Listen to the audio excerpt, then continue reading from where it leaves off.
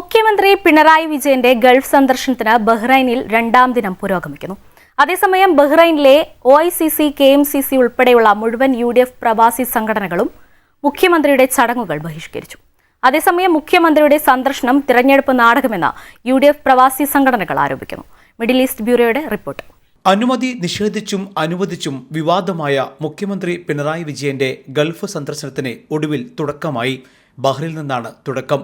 വ്യാഴാഴ്ച പുലർച്ചെത്തിയ പിണറായി വിജയനെ ബഹ്റൈനിലെ CPM സംഘടനാ നേതാക്കൾ സ്വീകരിച്ചു. ബഹ്റൈനിലെ ഇന്ത്യൻ സ്ഥാനപതി വിനോദ് K. ജേക്കബും സ്വീകരിക്കാനെത്തി. അതേസമയം ബഹ്റൈനിലെ OICC, KMCC ഉൾപ്പെടെയുള്ള മുഴുവൻ UDF പ്രവാസി സംഘടനകളും മുഖ്യമന്ത്രിയുടെ ചടങ്ങുകൾ ബഹിഷ്കരിച്ചു. ഒക്ടോബർ 17 വെള്ളിയാഴ്ചയാണ് ബഹ്റൈനിലെ പൊതുപരിപാടി. ഇതിനിടെ കേരളത്തിലെ തെരഞ്ഞെടുപ്പ് മുന്നിൽ കണ്ടുള്ള മുഖ്യമന്ത്രിയുടെ രാഷ്ട്രീയ നാടകത്തെ ബഹ്റൈനിലെ KMCC, OICC നേതൃത്വം രൂക്ഷമായ ഭാഷയിൽ വിമർശിച്ചു. കേരള മുഖ്യമന്ത്രിയുടെ പരിപാടി ബഹിഷ്കരിക്കുവാൻ ബഹ്റൈൻ OICC ദേശീയ കമ്മിറ്റി തീരുമാനിച്ചിരിക്കുകയാണ്. കഴിഞ്ഞ തവണ മുഖ്യമന്ത്രി പ്രവാസ ലോകത്ത് വന്നപ്പോൾ ഇവിടെ സമ്മേളനങ്ങൾ വിളിച്ചു ചേർത്തുകൊണ്ട് പാവപ്പെട്ട പ്രവാസികൾക്ക് നൽകിയ മോഹന സുന്ദരമായ വാഗ്ദാനങ്ങൾ ഒന്നും പാലിച്ചില്ല എന്ന് മാത്രമല്ല, പാലിക്കുവാൻ ശ്രമിച്ചിട്ടുമില്ല, നടപ്പിലാക്കാൻ ശ്രമിച്ചിട്ടുമില്ല. വീണ്ടും തെരഞ്ഞെടുപ്പ് പടിവാതിക്കൽ എത്തി നിൽക്കുമ്പോൾ പ്രവാസികളെ സമ്മേളനങ്ങൾ സംഘടിപ്പിച്ചുകൊണ്ട് മോഹന സുന്ദര വാഗ്ദാനങ്ങൾ നൽകുവാൻ വേണ്ടിയിട്ടാണ് മുഖ്യമന്ത്രി ഇവിടെ എത്തിയിരിക്കുന്നത്. ബഹ്റൈനിലെത്തുന്ന കേരള മുഖ്യമന്ത്രി ശ്രീ പിണറായി വിജയന്റെ സന്ദർശനം ബഹിഷ്കരിക്കാൻ ബഹ്റൈൻ KMCC തീരുമാനിച്ചിരിക്കുകയാണ്.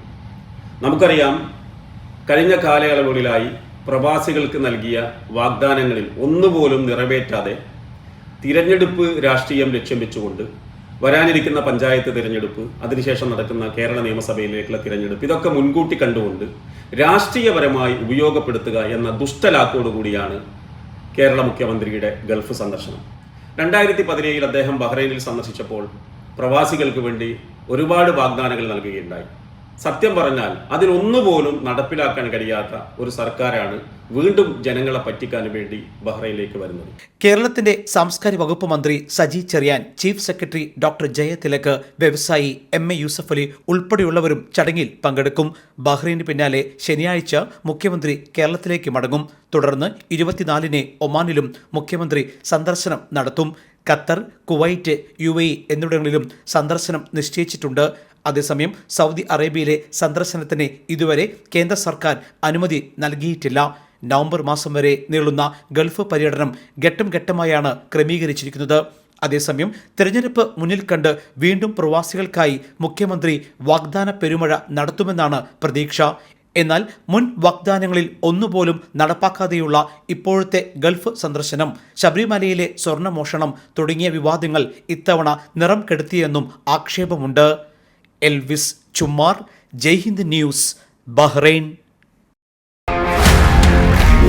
One anchor every week, 20 years, 1,000 episodes on one TV channel.